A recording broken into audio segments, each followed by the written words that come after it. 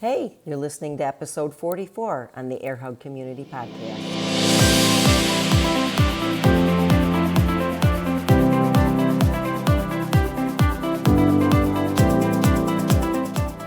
Hey, welcome to the Air Hug Community. I am Judy Arizosa, your host, and I created the Air Hug Community to bring you stories from guests and myself that ultimately help improve the lives of others and boomerang back to improve your life. So we cover all sorts of topics like relationships and personal development, how you see the world, and just behaviors that actually affect yourself and others. Before we get started today on our episode, I want to let you know about something I have for you, a little gift for you, and it is a way for you to learn how to manifest motivation in your life. And it's a free masterclass. And what it's going to do is actually help you break through to make habits work in your favor. It will help you to follow through with your intentions and to maintain your goal to feel better and look better. It's all about gaining confidence and finding joy in your actions and getting rid of the guilt once and for all. It is my Manifesting Motivation Masterclass, and you can find out more about it in the show notes today. Okay, did you hear that? I did. This meeting is being recorded. Okay, that's a new Zoom thing. So welcome everybody. Apparently Zoom wants to talk to us now, but I have here with me today Loretta Sayers, and I'm super excited to chat. And it's so funny because I said, we're going to chat about like everything and nothing. You know, we don't really have an agenda, but I met Loretta, I'm going to use air quotes here for met Loretta a few years ago when I believe you're the one who started this Instagram over 50 community of women, and you reached out to me and you're like, hey, you want to join? And I'm like, yeah. And Loretta has this really interesting blog. So let's start right there, Loretta. First of all, tell us who you are and then tell us how you arrived at starting this blog. Hi, Judy. Thank you so much for having me on your show. It's very exciting. I love you and all the things you're doing. And so this is an honor to be on your show. I appreciate that. I am Loretta Sayers. I started out my blog as Countdown to 60. I'm known now as the Introspective Adventurer. However, I started the blog in 2017 in July, and it was because I had just turned 58, and I literally woke up one day and said, I'm going to be 60. And it just hit me really hard that 60 was coming up. And I'm the oldest of most of my friends, so I didn't have a lot of mentors ahead of me saying, it's okay. So I was a little nervous about being 60. And I felt like I started the blog because I wanted to A, face it head on, and B, I wanted to be my best person, my best self by the time I reached 60. Like somehow something was going to happen and I was, going to be magic. Yeah. Right. I was going to be my true self. And I think that stemmed from a lot of years of sort of hiding who I was, hiding, and not necessarily hiding, but definitely keeping things to myself, and also even the truth about things from myself. So not only keeping the truth from other people, but from myself on a lot of things that had happened in my life. So I started the blog by the very first day. I went into our bedroom and I set up the camera. I wouldn't even let my husband take the picture. And I just took off my workout clothes and I was sat there in my bra and my underwear in the not flattering skinny back position, you know, and took a picture of myself. This is who I am, just like this. And I posted it. And I told my kids that, by the way, I'm doing this and be prepared. And so they, oh my gosh, that is brave. It was a way of saying, I'm going to shed all of my layers here, and I'm going to start just, metaphorically by doing it, with my clothes, and I had my everyday bra on and my granny panties, I call them, because, you're working out. Those were the kind of clothes you wear. And took the picture. And we got to talk about that later. Okay, go ahead. Right. So I just decided that was the way to start it. And then I slowly started telling my story. And as the story came out of me, I pretty much started with my mom and her life, which is a whole amazing story in itself. But then just started telling my own story and things that happened to me along the way. And a lot of things happened to me along the way. And some of them were really hard to write, and I will still cry to this day when I think about them. And but I remember a lot of times typing away, and my husband and crying and crying and crying, and my husband's like, "Honey, are you okay?" It's like, I just have to get this out, and I just kept typing. And so, I know you read some of them, and as you know, one of them was a sharing that I had been sexually molested by my grandfather. And that was a really tough one to write. And the first person I ever told about that was John when I was 58. And the second people I told were my kids. And the third was the world. So I just let it out. Unbelievable. Yeah, You harbored that all those years from your childhood. I did.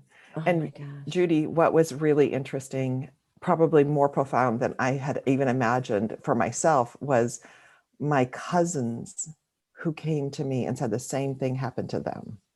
Oh my So gosh. this wasn't an isolated incident. This was his MO with young girls, and none of us talked about it. And in our family, you didn't. What happened another time was someone in our family had accused an uncle of such a thing. And the words that came out of my mother's mouth that I heard was, "How could she do that to him?"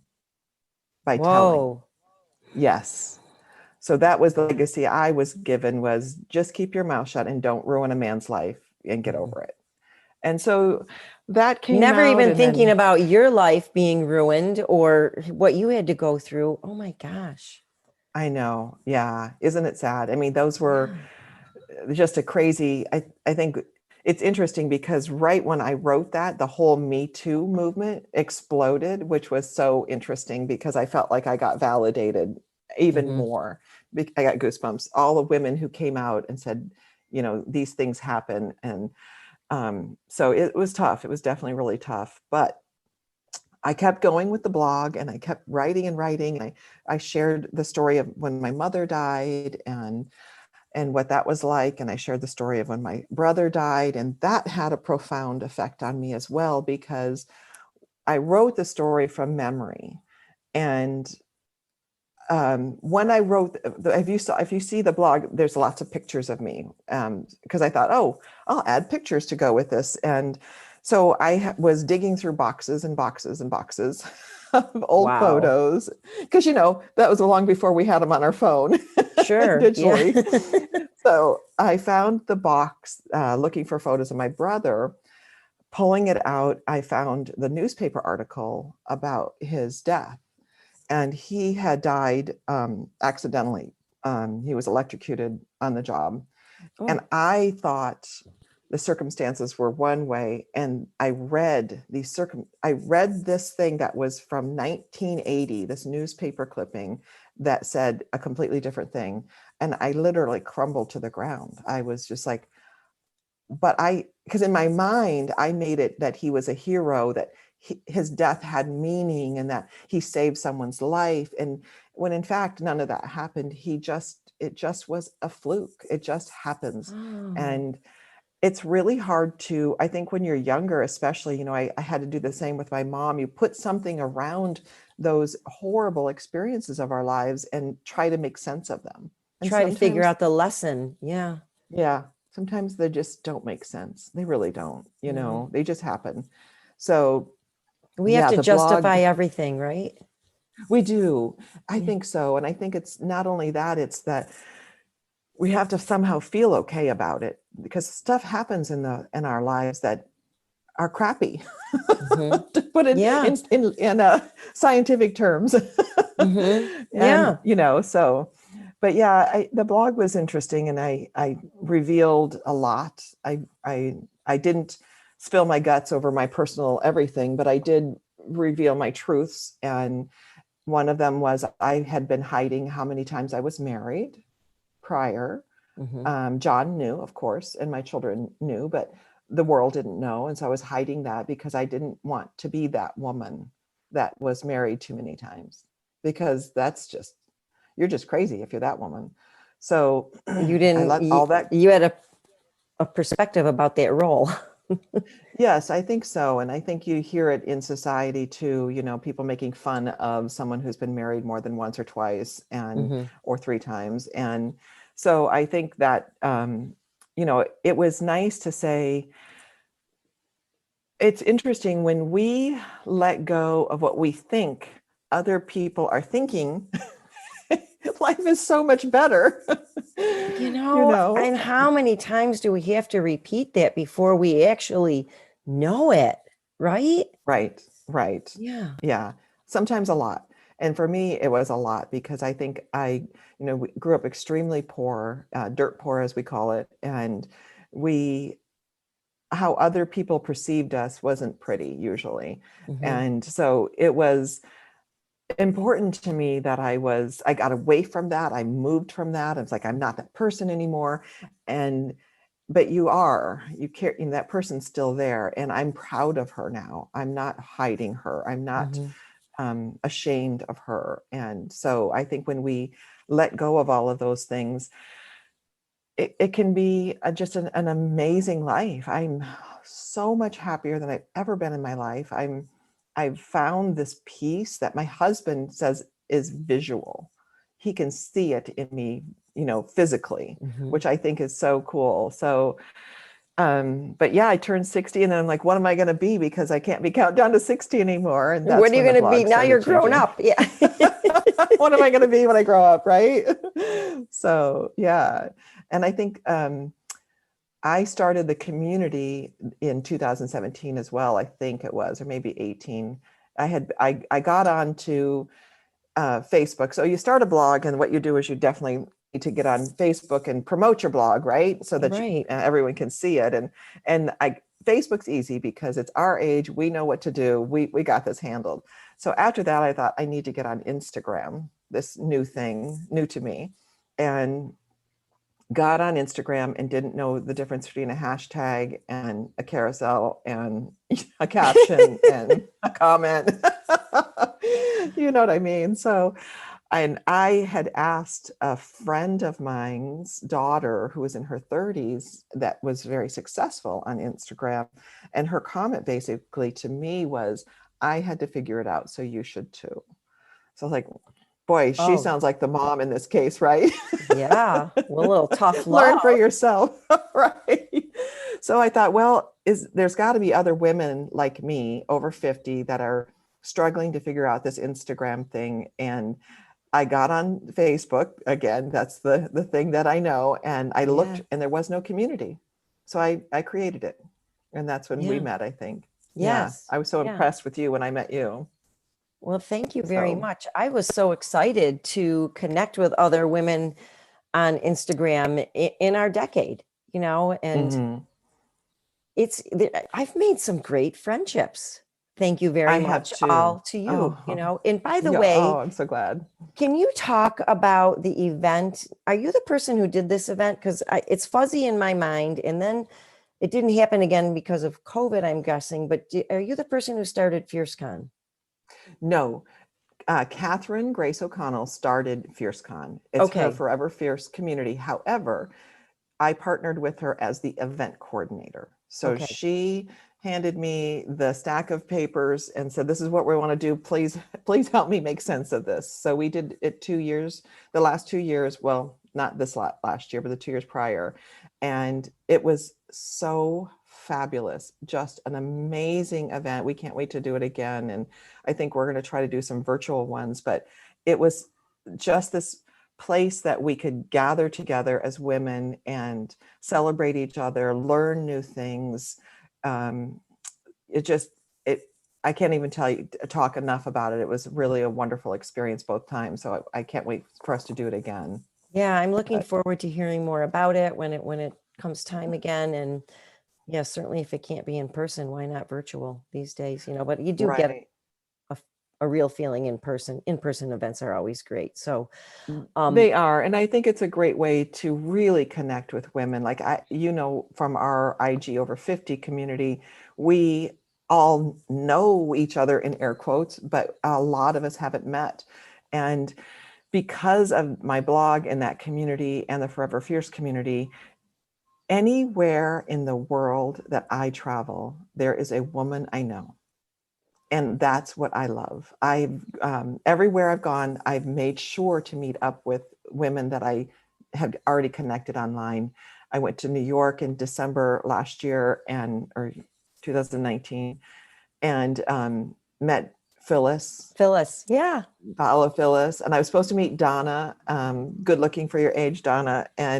But her mother was sick, so I missed that. And there could have been, I met Lisa Salwitz that weekend too, or that week. And it was so wonderful. I've been to Ireland and I've met Hilda Hilda Oh my Smith. gosh. Okay. She invited us into her home, and I've been to Amsterdam and met Danielle and another woman on Instagram, and she doesn't like her name being told. So I'm very, very cautious about that. But it's anywhere you go, you get to meet these women in person. And that's what I think was the beauty of FierceCon too, is because after you meet in person, you are really connected. And that's the wonderful part about it. Yeah. Yeah, that's amazing. And just the IG community, every now and then, I've gotten on the phone with some people, and it's like even a phone conversation. And it's like, okay, we have to meet in person. And we're like, okay, so let's, talk about this. But it's amazing. There was something, you had this thing about turning 60 that you said a few minutes ago, and I wanted to relate it to something else. And I got to go back for a second, because it was like you had this like uncanny idea. You're almost ahead of your time. What was it that you just said? Because I'm going to segue it into something else. I don't remember, Judy. I think it was that, I needed to, being in my generation, the one that's kind of older, I had to be the one, I think, to sort of push myself out there and say, let's all do this. Let's all find 60 and be happy. And yeah. Yes. Yes. Okay. Right. Because you did mention that you thought that you were older than most of your friends. Okay. So, and this is just a funny thing, because last year in 2020, in February, when nobody was thinking about toilet paper, you come out with this post, and like the next minute, I think you caused a toilet paper run. I thought the same thing, Judy. I know, it's so funny because I'm a critical thinker. I consider myself a critical thinker. And I also feel like perhaps because of growing up so poor, there's a sense in me of being prepared. And my oldest son, well, both my sons are exactly the same way. And so him and I were talking just before the whole pandemic was hitting. And he said, Mom, we should definitely stock up on food and supplies. Because it's funny, we always use the 2 weeks. If you couldn't go out for 2 weeks, do you have everything you need? Yeah. Little did we know that was going to turn into way longer than 2 weeks. But yeah, I started thinking, it's like, what are the things that you need in your house? And so I did that post saying to everyone, this is coming. They're talking about actually closing schools and shutting things down. So we should be prepared. And for me, I'm going to make sure I stock up on wine and toilet paper. And then next thing I know, the toilet paper was being ordered. I'm like, I swear to God, it's because of you. No, not really. But that was like, you are a critical thinker. You remind me a lot of my husband, because, okay, little background story, also from a big family. I would call us lower middle class, blue collar family growing up. But as the youngest, I feel like they hid a lot from me. Like, I didn't know that we didn't have a lot of money. I didn't know that like serious situations were like not shared with me. So I do feel like the older kids maybe knew more than I did. And versus my husband, who also grew up in a situation like that, but also is a first generation immigrant. He's first generation country. He's a way more critical thinker, and he just laughs at me. He just thinks I'm funny. You like, I'm very literal and I don't think ahead. So I'm like, I need you critical thinkers in my life. Well, and that's kind of how I ended up being the introspective adventurer, because I'm outdoors, you see, like, I'm very active. I Mhm. don't necessarily exercise the way I'm supposed to, perhaps, but I do. I'm very active. I'm outdoors, and I love all of our adventures, but I'm also always thinking. It's like my brain's just going, going, going. So that's sort of how I became the introspective adventurer, is that why not get people to think? And I love that part. I Yeah. really love that part of who I am online. And some days it's just silly and there's nothing, but other days I just really feel like have you guys thought of this? And, and I try not to preach. I'd rather show than tell. So Mhm. I try to show my own weaknesses, show my own vulnerabilities, instead of saying, you should get out there and do this. I get kind of tired of that on social media, Mhm. quite frankly. I And think people acting perfect. Yeah. you're right, exactly. Like, you've been great at showing us. You are really good at showing. I feel like you don't come out and preach to anyone that they have to do this or shouldn't do or should do that or whatever. You just show your lifestyle and give us great examples of it. And it's refreshing. It's really wonderful. Yeah. Thank you. And to speaking to movement and exercise, I think for anyone listening, the best strategy is the one that you're going to stick with.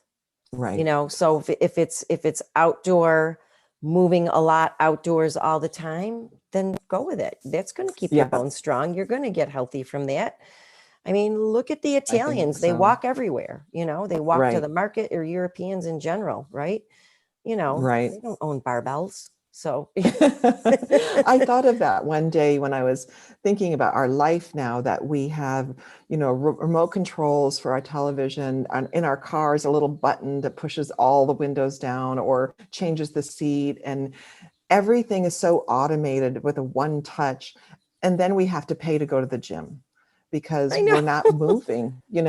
We Yeah. used to have to get up to turn the TV channel, and we don't move very much. So that's, to me, it's like, I agree with you. Movement is so important. And if I do the things that I love, then it's not a chore. It's not even, I never even think about it. I, I we live in Ventura, California, and we have a garage that's filled with motorcycles and bicycles. So there's no room for my car in it. So with the marine air, my husband keeps a cover over my car all the time.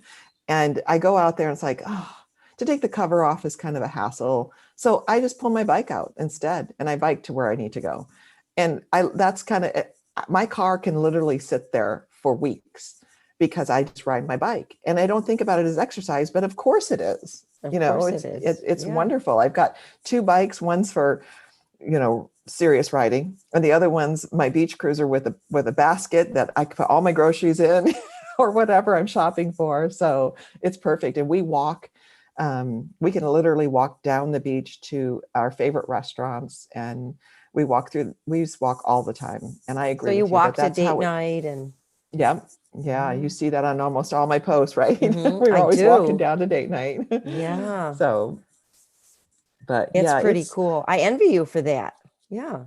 well, and I have to say I'm very blessed, appreciative, grateful that we live where we do, because, today I put up a post about sweater weather, but it's over. We got marine layer going on. We're going from May gray to June gloom, and I don't care one bit because it's mild. It's not too Mhm. hot. It's not too cold. We live in this mild climate year round, and we can be outside all the time. So I'm going to take advantage of it. You know, Absolutely. Yeah. You get I, fresh air all the time right. I without remember the, when COVID hit, everyone talked about, oh, don't go outside, don't go outside. And it's like, are you kidding? That's what we need. We need fresh air and yeah. sunshine. And even when I've had to have repair guys here, they comment that we have sliding glass doors everywhere. And we have this cross breeze that comes through from the ocean. And they were commenting about that. I said, to me, that's what keeps the place fresh and clean, is air. And it's when we Yeah. It's close not everything up. stale. Yeah. Right. So, yeah. What a But difference. And yeah, did you grow up in Michigan? Am I glass? I I can't did. remember. Yes. So I grew up cold, in, snowy. Yeah. Oh yeah. Yeah, we lived out in the country, and I am the second to the youngest in a very, very large family. But my parents, it's the hers, mine, and ours kind of situation. So my mother was married previously. Hmm. My father was married previously. So I have half siblings, which we don't ever say. We're just all brothers and sisters. Hmm. But if you look at us all, I'm the 13th child out of 14, which is Wow. a lot. That's Yes. a lot to be under one Yes. roof.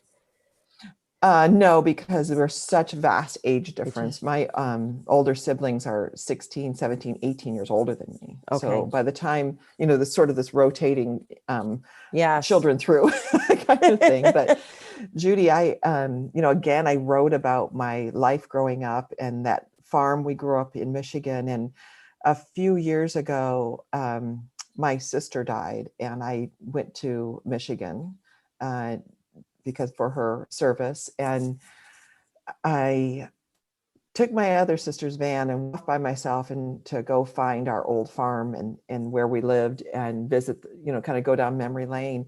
Hmm. And I was so shocked when I saw the place. First of all, I couldn't find it. It had almost been completely overgrown. But the Oh, reality, you mentioned that you didn't know you guys were poor. The reality that we were that poor hit me so hard. I had no clue we were that poor, that we lived in this really shack that wasn't worthy of even saving. They turned it into a barn pretty much.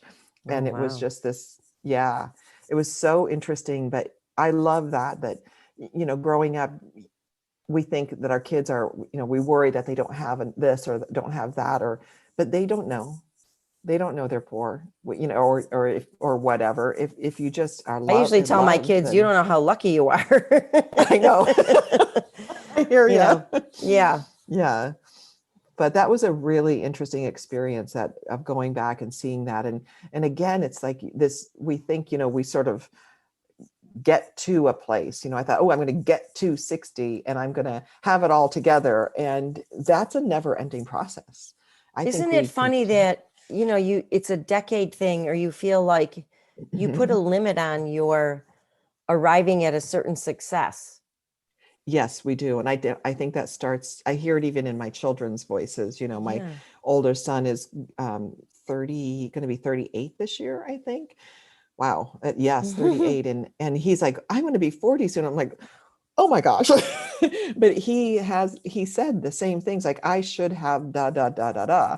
And I laughed and I said, that's so interesting, because that really doesn't change. We just keep these certain decades, this should have happened and this should have happened and this should have happened, when it's all playing out the way it's supposed to. So Yeah. yeah. It's our agenda is not really, and I go by a spiritual power. I do believe in God, and I feel like it's not the agenda. That agenda we don't really know about. And it's funny because Mhm. I get on this debate sometimes of everything happens for a reason, or does it? Right. What's your Right. Or thought does on it? that? Yeah. Yeah. I don't think everything happens for a reason. I think that, I do believe there is some randomness in the world. And for instance, my brother dying, there's no reason for that. Just Yeah, none. right. I can't find Right. You one. tried to make sense of it and create, right, in Yes. your mind, or, Yes. and yeah. Yeah. And he was married and his wife was pregnant and his son never met him. And how is that anywhere Yeah. near? You know How is what I there a mean? reason for that? Right. Right. But prior to that, especially prior to finding that newspaper article, I did feel like that. I think I felt that way because everything has a reason. And we say that because we want there to be reason in the world.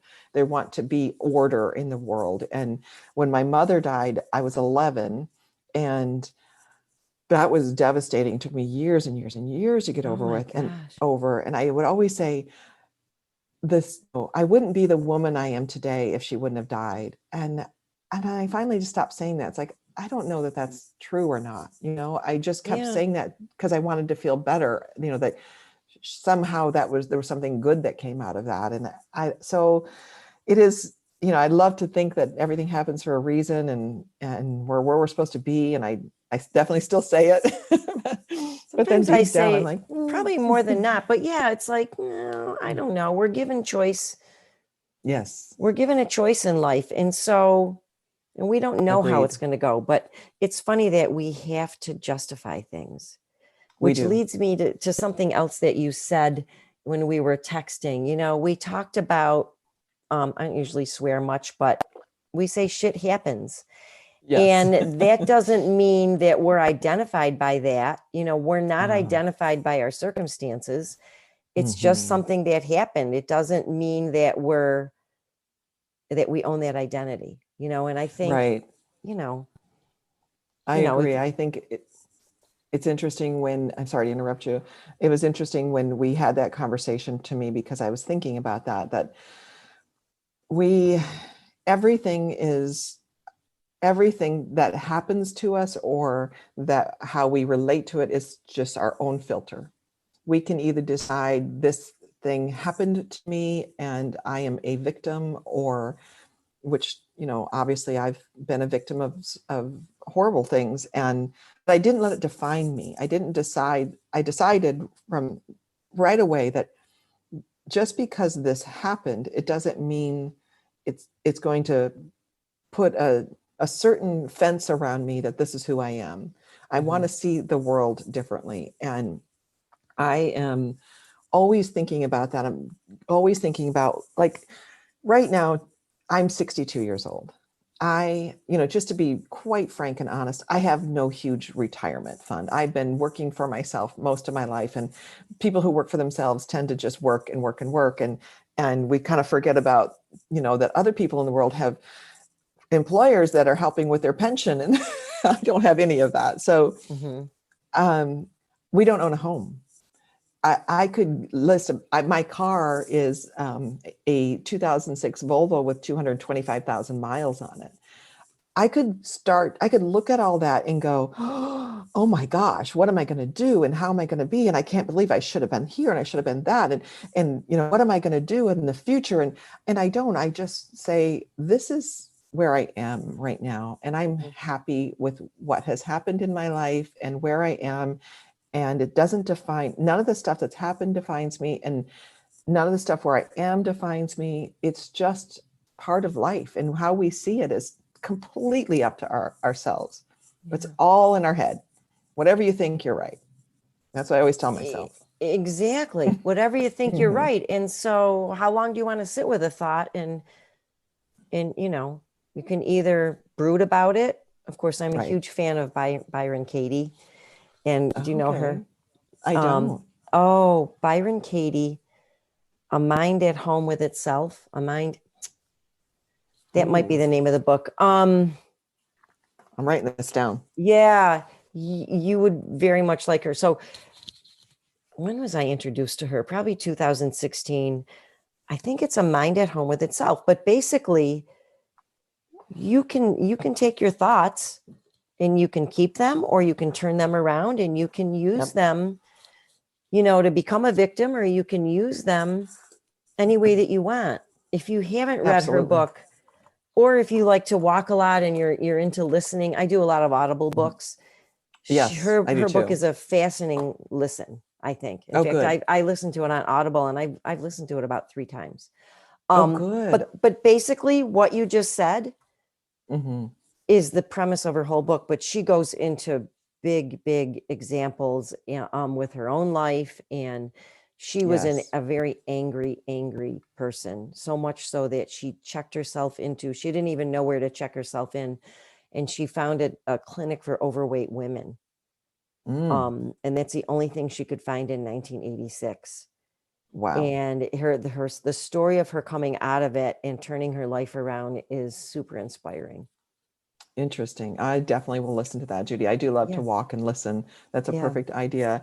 Yeah, it is. I tell it to everybody I know, my kids as well. I see people I know struggling, and it's so easy to dwell on the negative. I mean, we are set up to see the negative so we can fix it, I think. But then you don't let your brain stay there. Don't let your brain stay in all the problems. You know, like I said, I'm a critical thinker, and I like to be prepared, but I'm not dwelling on the disaster that's coming ahead or the disaster that happened already. It's just, no, you're just creating an action plan. Right. right? Exactly. Yeah, Right? for Yeah. sure. And I think that's a great way to be. And I think if you can let go of or just recognize even your own thinking, it changes your life. It really does. And so that's my 2 cents on that Yeah, I love it. one. And I totally agree with it, because, but I will speak for myself. I know that to be true, but can I change my mind all the time? No. Sometimes we have a day where you Right. just want to be angry or you want to be like, and I actually will say to myself, okay, I see what's happening here. Right. And I'm like, not ready to change my mind yet. I'm going to change. And I Right. always tell myself, I go, look, just sit with this for a little bit. I know I'm going to be like annoyed. And right now I think like the world's out to get me. Mm-hmm. Logically, I know that's not true. And I'm just going to have to wait a little bit, however long it takes, and this will pass. And Yes. just even doing that, I feel like it goes away sooner. And then I'm kind of like, think it's funny. Right. I agree 100%, Judy. I don't deny myself my Yeah. ups and downs. I let myself cry, I let myself be mad, I let myself have a pity party when I need to. Yeah. But then I kind of see it like the ocean. Since I live at the ocean, I always look at it, and it's ever moving, it's ever changing. And if you just, you're not going to be in this one spot, no matter if it's good or bad or happy or down or whatever. You're not going to stay there, Yeah. and it's going to change. So just let it happen, let it feel it, let it wash over you, and then know that the next wave's coming and going to take you out of it. And so I just look at it that way, that if we can just lean into it and without dwelling on it and stuff. But it's my youngest son is a Navy pilot, and he is just deployed, and he's got two young daughters, 8 and 10, and his wife, of course, and they're over in Japan, so I don't get to be with them. But we talked about daddy leaving, and I love my daughter-in-law because her first thought was, the first night that daddy's gone, we're going to have a pity party, and we're going to get ice cream, and we're going to be sad, and we're going to be hurt and Oh, bad that daddy's gone. And then the next day we're going to go to school, and we're going to pick ourselves up and go, okay, life, it'll be okay. Daddy's coming back. But I love you that let she it hit. said that. Yeah. Don't they can't hide their feelings. They can't stuff them either. And so let it wash over you, and just be totally upset or whatever, and then ride the wave out of it. And then ride the wave out. That's really, wow. For a young mom to do that. And she had to be mourning too, but she's like, okay, we're going to do it together. I Yes. love that. So, right, let it have its place. And I think Mhm. sometimes you can't even rush it. We can't No, put a time limit on it, but we know that it's not going to last forever. it's not. You Yeah. know, Nothing it, stays the same. and that's so funny. The analogy I immediately went to in my head as you were describing the ocean, and I'm just thinking of intense pain and then moving past. And I'm probably saying this because I have a daughter who's about to deliver a baby, but it so Mhm. reminded me of labor, and the thoughts to get through labor was like, okay, here comes a contraction. It is going to be intense. It's going to be hard. It's going to hurt. No stopping it. And there's no stopping it. We can't change it. This is Right. nature. And then there's going to be a break. And so it's Yep. like, ride the wave, literally. Yeah. But there's so Oh, much in life that we can equate to that. yes. Yeah. So exciting that you are already a grandmother, right? I am already a grandmother. I have two Right. granddaughters right now. Yes. Okay. Do we know So if she is having a boy or a girl? she's having a boy. Mhm. Oh, Yeah. fun. So, All right. yeah. I'm so jealous. I want another baby. I do too. I'm like, okay. So, yes. In fact, Aw. my phone is not on silent because if I get the call, I have to book a flight and get there. So, but Good. anyways, maybe by the next episode, I'll have news. I don't know. Right. So, this has been super exciting. I think if you have not read Loretta's blog, please read it. I'll put a link to it in the show notes. If there's going to be another FierceCon, I'll gladly put that in the show notes as well. And And speaking of writing my blog, I'm actually currently writing my book. And that my first book, I've got three in my head, but I've got the first book about halfway through. So I'm very excited about that, and then typing away again. And it's actually love story. It's a true story about how I met my husband and our story together, which is pretty stranger than fiction, as they say. You can't make this stuff up, some of it. Oh, I can't wait But to read this. Wow. thank you. I'm very excited about it, and it feels good, and I think people are going to enjoy it. So, Oh, but this is very exciting. Okay, so we won't have that to put in the show notes yet, but no, people, stay connected with Loretta. You're on Instagram, you're on Facebook. yep. Is there anywhere else where people can find you? My blog is lorettasayers.com. Oh, and your blog. So I'll put all that in Right. there. And I really do urge you to follow Loretta, reach out, send her comments, because you never know, you might get in a great conversation. So That's right. I would well, love it. thank you very much, Loretta. As soon as we say goodbye, just stay on for a minute and we'll wrap up. So All right. this has been awesome. Thank you, folks. We will be on again next Tuesday.